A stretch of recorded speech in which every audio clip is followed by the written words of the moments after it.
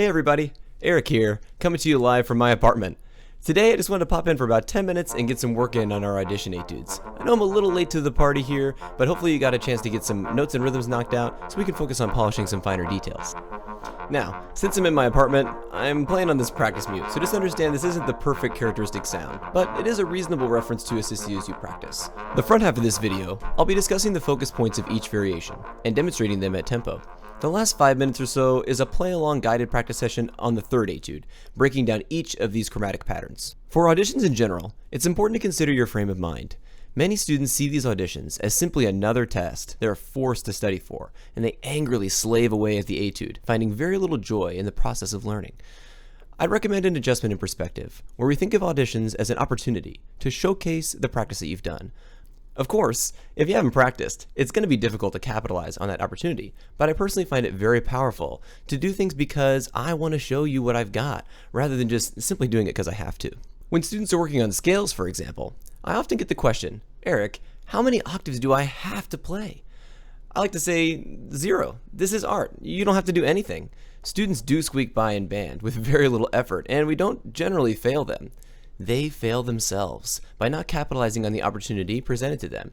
Band gives you the chance to find your limits, to discover how far you can push yourself, and what kinds of things are possible when you set your own desires aside in exchange for a greater cooperative vision. Does it feel good to hit our limits? No, but knowing where it is can be a very powerful tool, as once you've hit it, you now know what's possible. To get started, I'm just going to play through the theme once at tempo. Here's my interpretation.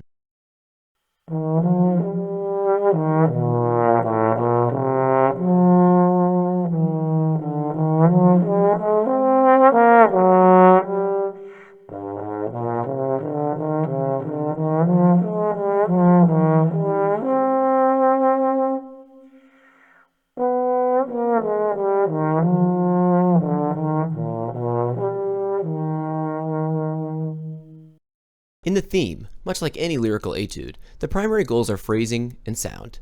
Take deep, full breaths and blow through the ends of each phrase, challenging your airstream as you practice to expand your capacity.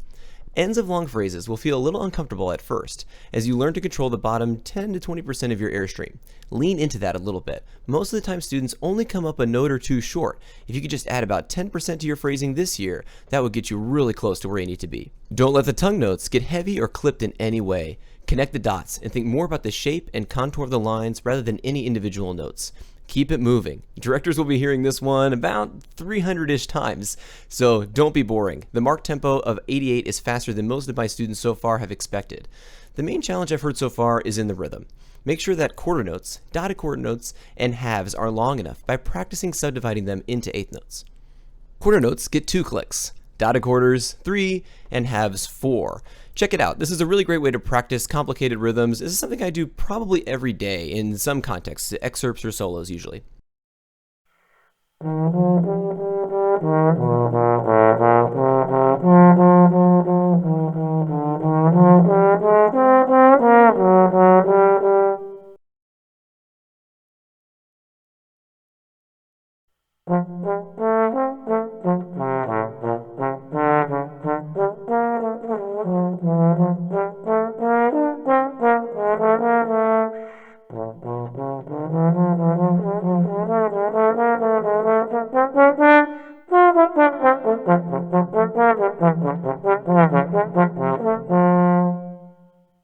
Section 1. The focus is on articulation clarity and duple versus triple subdivision. Make sure the groupings of articulations are obvious, but don't let staccato notes get too short. Keep a vocal quality. Mine might even be a little on the short side here. For the grace notes, have a light double tongue. Da da digga da da instead of ta ta ticka ta ta. As your tongue speeds up, it needs to get lighter with more consistently flowing air. The tongue needs to bounce on the airstream, so blow through the figure. Here's about 45 seconds of me practicing this way.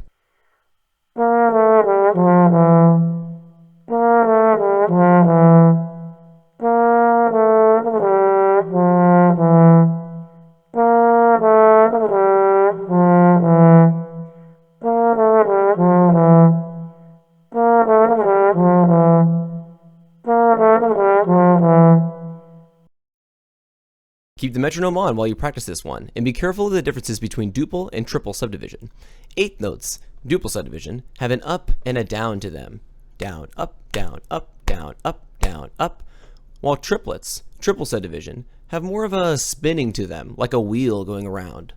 One lolly, two lolly, tick and around and around and Make sure those differences in feel are very clear. Finally, here's the pickups to the last two bars, very slow for play-along practice.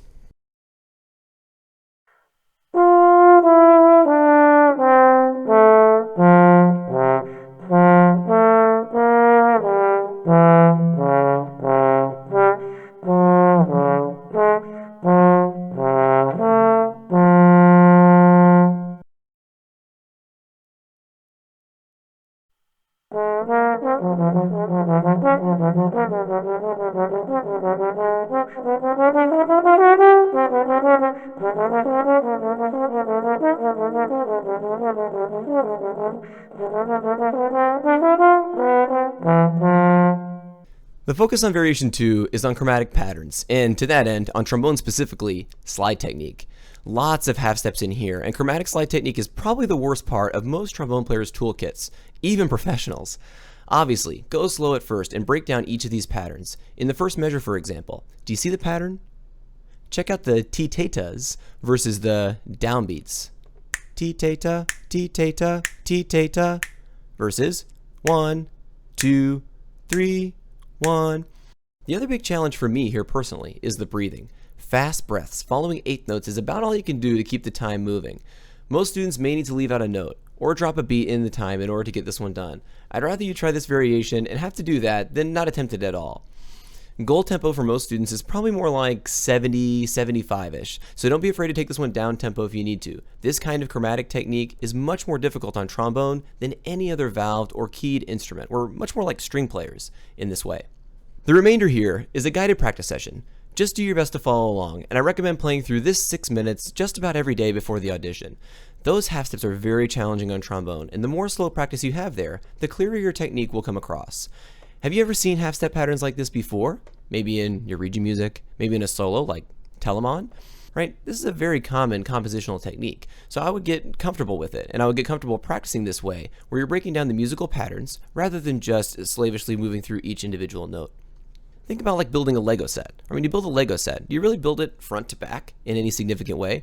Not really. You build each individual module. If you want to build a car, you might build a door, and then a hood, and then a wheel, and then a steering wheel, and then a little guy to go inside. And then eventually you start putting all those pieces together. You attach the engine to the body, you put the little man in the cockpit, right? And then you can drive your little car around. But remember how we got there. Think about the process, right? We built each individual module first, and then we put that together. Approach practice in music in the same way. Really work out each individual pattern, and then string those patterns together to make sure that you have a really clear and concise image. Thanks so much for watching, and stay safe out there.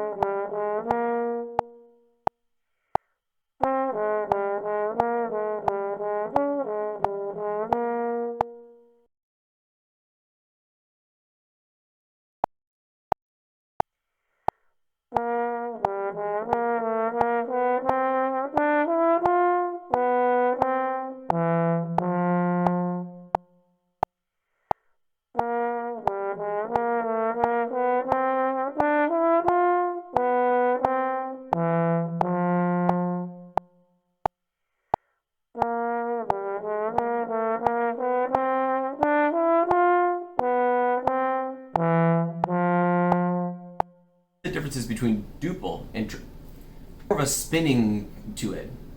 So stay tuned for some play along.